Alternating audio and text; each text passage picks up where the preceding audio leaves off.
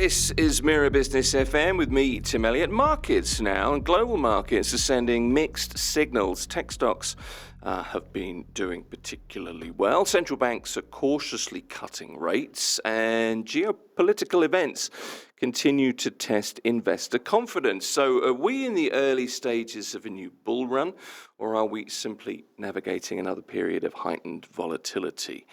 There's certainly some uncertainty around, I think it's fair to say. It's time to take something of a deep dive on Mira Business FM into global markets, interest rates, valuations, and where the smart money is positioning right now in 2025. And with us is Arun Leslie John. He is the Chief Market Analyst at Century Financial. Arun, it's good to have you here. Welcome.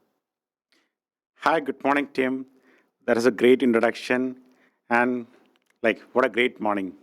Well, indeed. Let's look at the big picture first, Arun, and we'll look at a little bit back at 2025 and maybe look forward at 2026 as well. And this is one of those almost impossible questions, but if I was to say to you, how would you assess overall market conditions right now, whether it's local or regional or internationally, just to give us an overview? Are markets in 2025, would you characterize them as bull-driven, bear-driven, or just volatile? What would you say? Without doubt, 2025 was a year which we can term as bull-driven. I mean, not only international markets, regional markets, UAE-specific markets, DFM and ADX, they were also, DFM particularly was very strong for the year. DFM is still trading near the highs, ADX somewhat bit off the highs, but still strong. SPS 500, NASDAQ, they were particularly tech-driven and have posted strong gains for the year.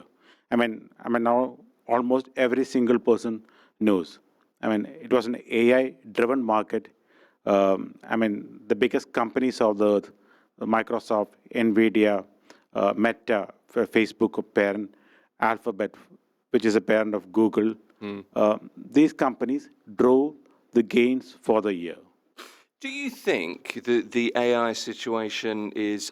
there are people who argue that the rise in tech stocks is another bubble, and it's an artificial... I was going to say artificial bubble, but it's an artificial intelligence bubble. Do you think that's something that we should be discussing a bit more? So, look, Tim, people of our generation, I'm not talking about age here, but we are well aware, or we lived through the dot-com bubble. We did. So, it was a tech bubble.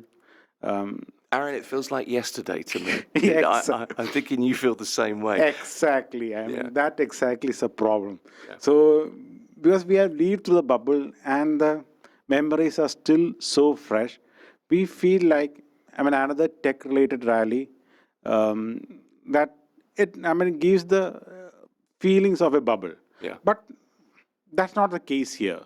Unlike the 2000 dot-com bubble, here the spending here is driven by the largest companies or largest corporations of planet Earth. These are the spending is driven by Alphabet, Microsoft, Meta, Amazon. So these companies have a lot of capital available with them. This year, AI-related capex is estimated to be $440 billion, and by 2030, some are expecting it to rise to $1 trillion. Right. As of now, these companies have the capability and the internal cash flows to finance those investments. So I would say at this point, we cannot call it a bubble. There is the probability that this could be the beginning of a super cycle in AI. So, look, many times investors, to be honest, they are scared of participating in the market for fear of losing or maybe, they're like a bit skeptical of the market. Sure. It's natural, it's human, but sometimes we sit out on the gains also. Well, this is the thing, isn't it? I mean, markets, I always think markets are all about people in the end, and all about sentiment, and all about how people feel about a particular, particular stock, a particular industry. And it very much works on that. So it's natural that when things are uncertain, I mean, we like certainty. We like to be told that's going to work and it will all be fine. And, it's a natural human thing. Exactly. But unfortunately, markets are anything but certain. That's how markets work. It's a common human tendency. When stock price goes higher, we say that, oh, can it go higher? But when it goes lower, we immediately perceive it as having some kind of a value. Yeah, yeah. But unfortunately, what happens in the markets is that what goes higher can continue to go higher, and maybe sometimes when what goes lower can continue to go lower. Now, if you take a look at the last 2 decades or 2.5 decades, markets have had a very strong gains. It has performed really well. So, to be honest, majority of the times markets tend to gain rather than decline. So I would say that we should not be that concerned or skeptical about the market direction.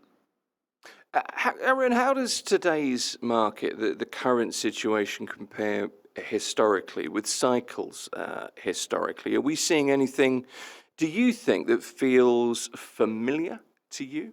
Are we repeating in any way? I can see where it is going. You're again asking me to come back with the dot-com bubble, right? Kind of. I'm interested in that, but I think I'm talking more broadly, to be honest.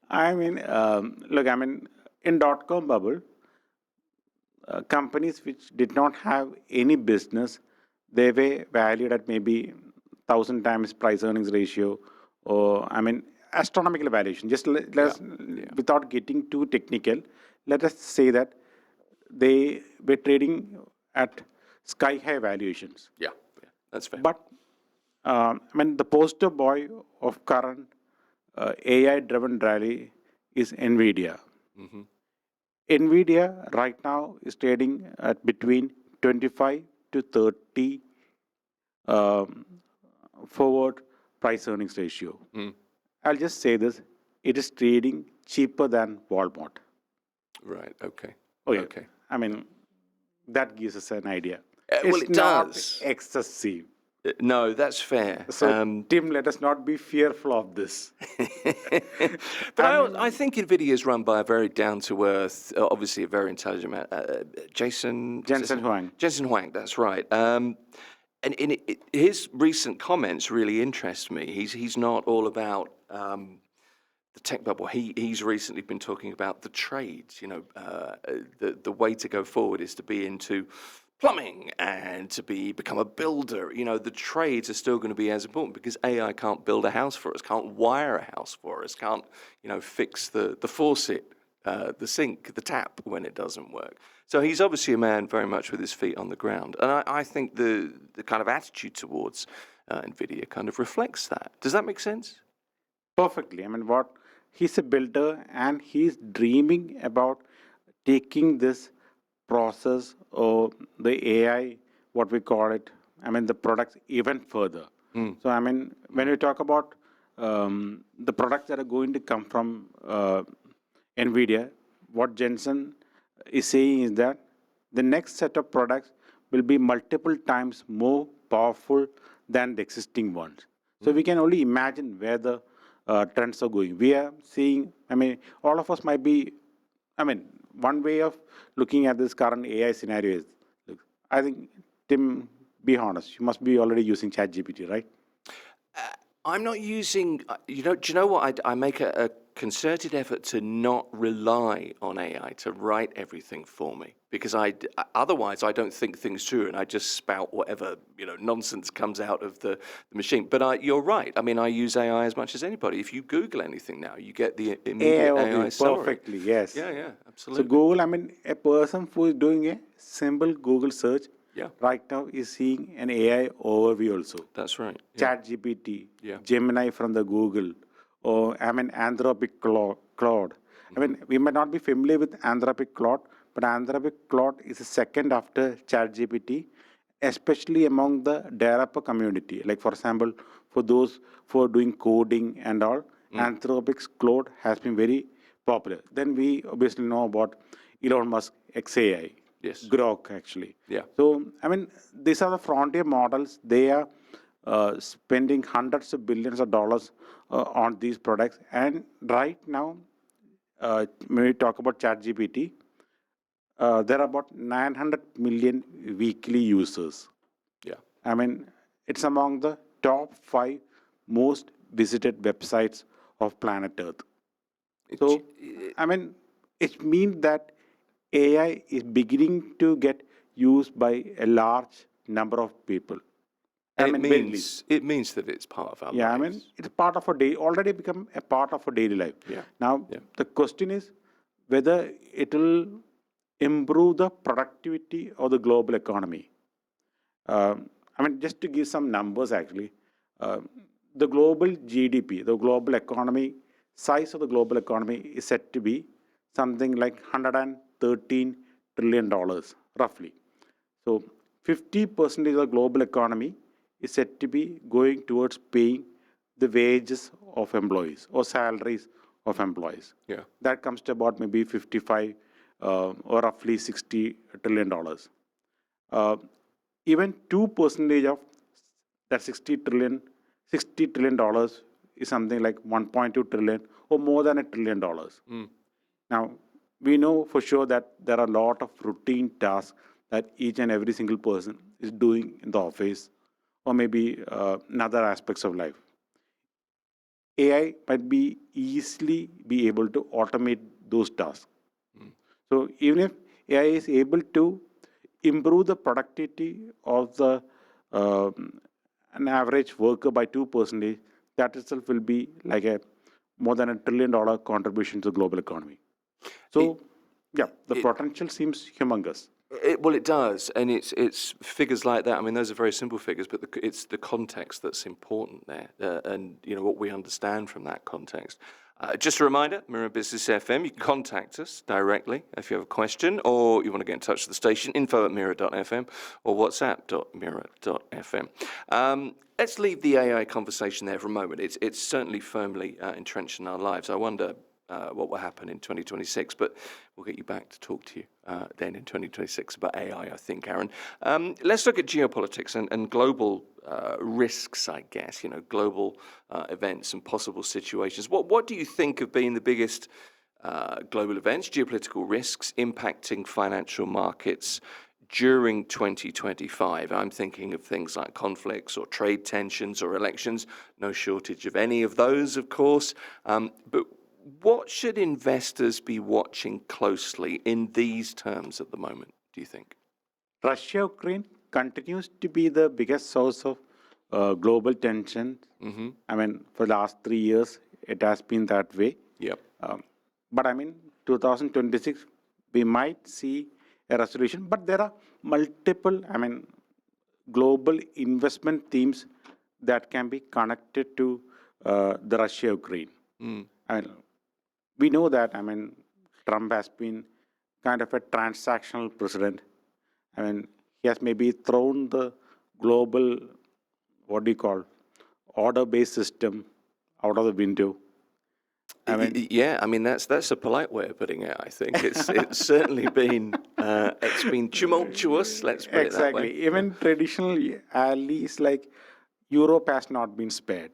Yes. Sometimes we wonder whether he has been more friendly with China than with Europe. This is true. Even Japan has been on the receiving end. Japan by no ways is like a strategic competitor of United States. But I mean, even they have been receiving. Forget about Japan, Canada. Who I mean, who can be rough with Canada? The most polite people on earth, many people Exactly. say. But you make a really interesting point, actually, because at the start of 2025, did you expect this kind of volatility to affect the markets so directly from the United States? Of course you didn't. And I guess the uncertainty that we've seen is something that markets they're pricing in now, aren't they? They are pricing it, and maybe contrary to the expectations, the US economy is stronger, or maybe was stronger. The underlying fundamentals seem much stronger than what we thought. We thought maybe if it's an all-out trade war, maybe the US economy might get weaker, or household consumption might get weaker. So, many ways it has been impacted, but I mean, they have not been impacted as much as feared. Yeah, that's true. Again, I mean, I don't know whether I should be talking too much of numbers here. Maybe that might bore the listeners also. But let us say that U.S. For example, China exports something like $500 billion worth of exports to, goods to United States. Yes. Imagine that there is a 50% tariff. That's like $250 billion.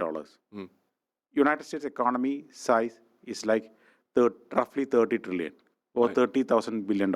Yep. So the additional cost of 250 billion just comes to about maybe 1% of the US GDP.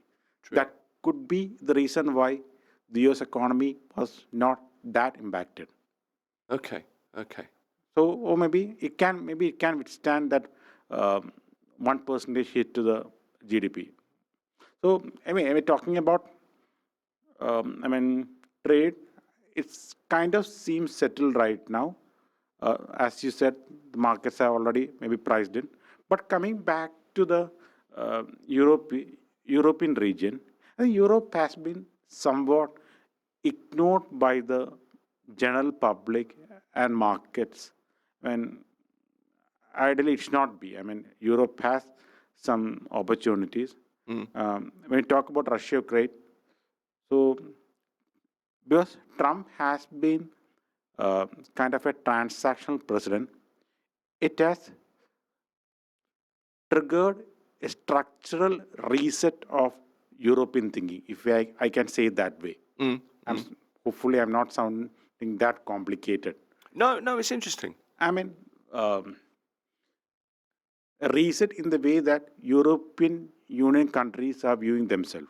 So, one surprise reaction has been they are thinking about spending more money on protecting themselves.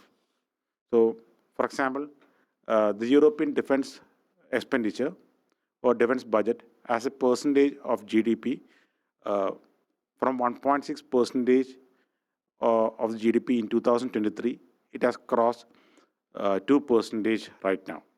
And it is expected to increase in the next couple of years also. Already we have the European Commission talking about initiatives like REAM Europe, where they are talking about mobilizing an additional 800 billion to be spent on $800 billion to be spent on the defense. Yeah. So what this means is that the European defense sector could be an interesting theme to watch out for, not only in 2026 but in the coming years ahead.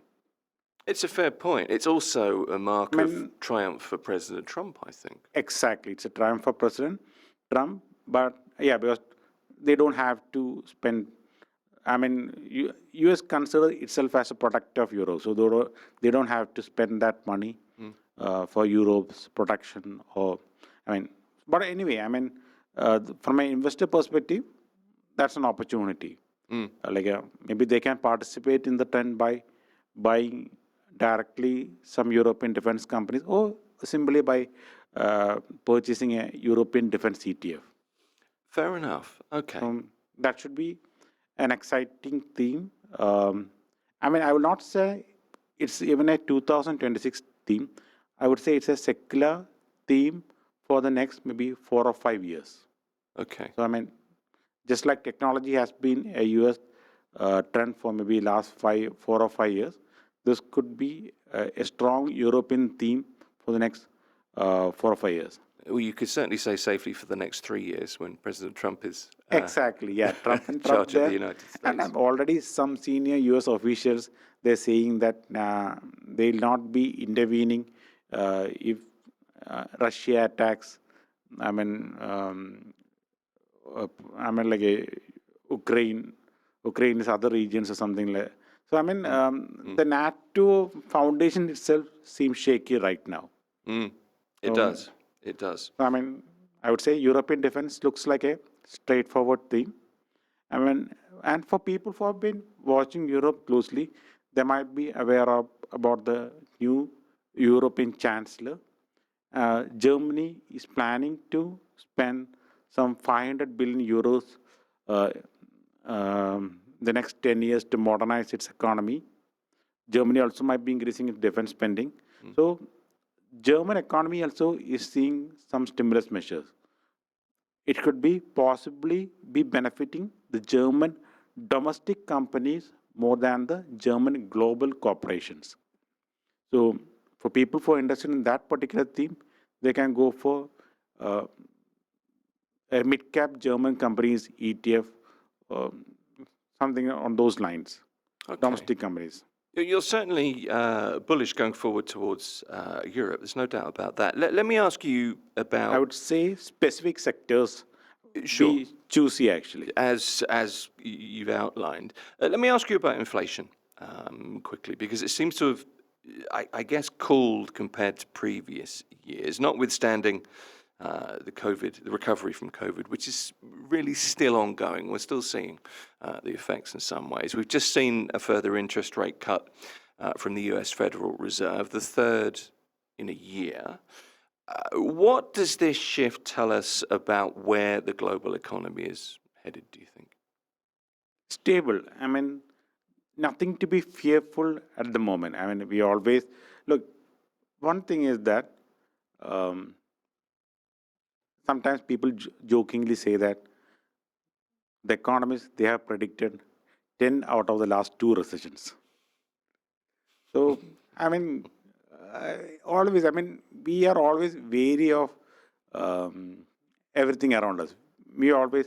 I mean, I have been personally myself reading about um, recession fears for the last 2 or 3 years. Yes. So, I mean, when the Fed initially raised the interest rates from near zero to 5.5 percentage, everyone said that okay, U.S. economy is going to go through a recession. At the same time, Europe also was increasing the interest rates. So we were kind of wary that okay, the world is going to go through a recession. I mean, we could see a sustained market correction, and markets, to be honest, declined also after the initial rate cut, but they recovered. The thing is that now we are on the opposite side of the cycle. We are seeing the U.S. central bank decreasing the interest rates. Uh, the European Central Bank also has reduced the interest rate. They are stable. Fed is saying that they will be reducing the interest rate by another 25 basis points. At this point of time, with the central banks actually easing their monetary policy, the economies are likely to be stable and the growth should be there in the global economy for the year 2026. So corrections in the markets, obviously corrections will always be there. We think of AI as some kind of a super cycle, but I mean having a super cycle doesn't mean that markets will be always going up. There will always be some sharp corrections in the overvalued sectors inside AI itself. And we have already witnessed that in the last couple of months. So, I mean, the small cap, mid cap stocks, especially, they have seen a 30 to 40% correction. Meta itself, which is a parent company of Facebook and Instagram, they have seen a decent correction.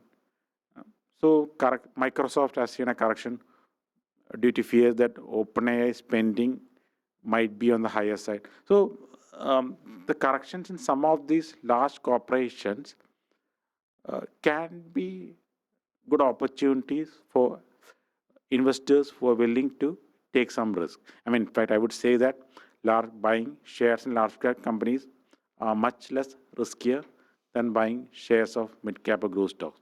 So, would say that, I mean, global economy seems normal.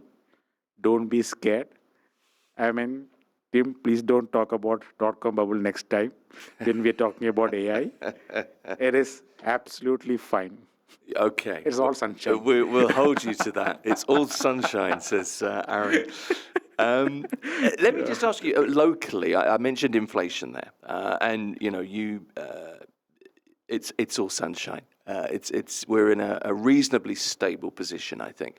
UAE central bank generally follows the Fed. That has happened, of course. There has been a rate cut here. But what does that mean in practical terms for businesses, for borrowers, for investors in, I guess as well, asset prices here in the UAE? Okay, before getting to the UAE, I'll try to share an interesting number about UAE as well. Okay. Tim, right now, the UAE GDP or the economy size is something like $500 billion. 25 years back, at 2000, take a guess. What was the size of UAE economy? Oh, now you put me on the spot. I'm guessing it's it's a lot more than doubled. It must be 5 or 10-fold. I don't know. Double? So double means like 250. No. So 25 years back, the UAE economy was about $100 billion. Okay, so that's it. So So it's 5. in 25 years, UAE economy has become 5 times. Yeah. I mean, this is some kind of a growth that only we associate with emerging market countries or developing world because they start off at a low base. See, this is the thing about living in the Emirates, and I know that you'll agree with me here because you've been here for some years, I guess. Exactly, yes. Okay, so we've lived through this. We have been through this. I mean, I would say people in UAE, they are living in one of the most exciting geographies of the world. I mean, first world and developing world growth rates. Yeah. So that obviously means that the wages or living conditions of a UAE person who is living in UAE for maybe a decade has witnessed substantial improvement. I mean, business opportunities also. I'm pretty sure, obviously, in this environment, where the economy has grown by 5 times, UAE businesses also might have grown. So what has happened right now in the UAE is that the non-oil economy share in the GDP has risen to 77%. So approximately 3 by 4 of the economy is related to non-oil part. And that part of the economy is having very good growth rate, 4 to 5% this year. Next year also expected to continue to grow the same number. I mean, so the UAE economic fundamentals look very strong. As for the question on what will be the impact of the interest rate cuts, it should be leading to lower interest rate for personal financing, mortgage costs, and general banking rated whatever service you're taking a loan from the bank, there should be some reduction in the charges. Yeah. It will be beneficial more for the floating rate customers. Right. Okay. But other than that, the economic impact, I would say, UAE is not that interest rate sensitive when compared to maybe US. There are a lot of domestic factors here which are powering the economy ahead. So, yeah, it will lead to lower cost, but we are not that sensitive. No, but it could lead to a little bit more, increased spending perhaps, maybe a little bit more participation, for example. Yes, for sure. I guess. Okay. Have you got another 5 minutes, 10 minutes to spend with us? this morning. For sure, Tim. I mean, Just a few more questions for you, because it's interesting, and I know this is a very broad discussion. We're not really zeroing in on anything, but it's kind of traditional this time of the year, halfway through December, to kind of look back at 2025, to look forward. I'm interested in maybe a slightly more personal investing approach from you, if you can. Individual investors, is this a time now to look at rebalancing portfolios? Are there specific opportunities across maybe equities or fixed income or gold or even cash that deserve more attention at this point in time? so I mean, having some percentage of the assets in cash is always advisable. The emergency fund. Emergency idea. fund. I mean, Yeah. it depends on every person's unique needs. I cannot give a general Sure. guideline. I mean, but having said that, fixed income always deserves some allocation inside the portfolio. Gold also deserves some allocation. Cryptocurrency, I would say, I mean, it's a highly risky theme, but maybe 1 or 2% of the aggregate portfolio, because that particular sector is getting institutionalized. Yeah. So, I mean, I would say I would not ask investors to speculate on that asset class. Maybe they can buy established funds from BlackRock or other major firms like Vanguard, and maybe put 1 or 2% there. Well, this is not to ask people to speculate or to encourage people in any way. I ask you in particular because of the performance of gold and silver over the last few months. Gold in particular over this year, but if you look at silver at the moment, hitting just over $62 very recently, a record, an all-time high. Gold at 4,200, it's around about that level at the moment. Gold especially is very interesting. Yeah. So why is gold interesting? Because gold has emerged as a asset that central banks have embraced. Yes. So especially after the 2022 Russia-Ukraine war, which is another fallout was. I mean, what happened after the war was that European Union and United States, they sanctioned Russian central bank reserves. So Russia obviously had to diversify away from the US dollar as well as the euro. But it triggered a panic among the other global central banks also. They thought that, okay, I mean, if central bank reserves of one country could be sanctioned, the same can happen to us also. So large central banks now, apart from Russia, China, even Poland, or even India, they have begun to increase the gold share of their aggregate reserves. So, I mean, annual central bank purchases in 2010 to 2020, central bank purchase averaged around 500 tons per year. But after 2022, the annual purchases of gold by central banks kind of doubled to 1,000 tons. So I would say even retail investors also, up to 10% of your portfolio, it would be prudent to give an allocation to gold. Now, fixed income maybe 20% of the portfolio, and equities depending on the risk 50 to 60%. Okay. Again, what would suggest the retail investors, obviously I would always support a larger percentage allocation in equities and fixed income combined than in other asset classes. Okay. Now, I would suggest investors to have a dynamic approach. So what I mean by having a dynamic approach is that imagine if the markets actually go through a correction. This is something I always tell investors. We cannot predict markets, but we can react to markets.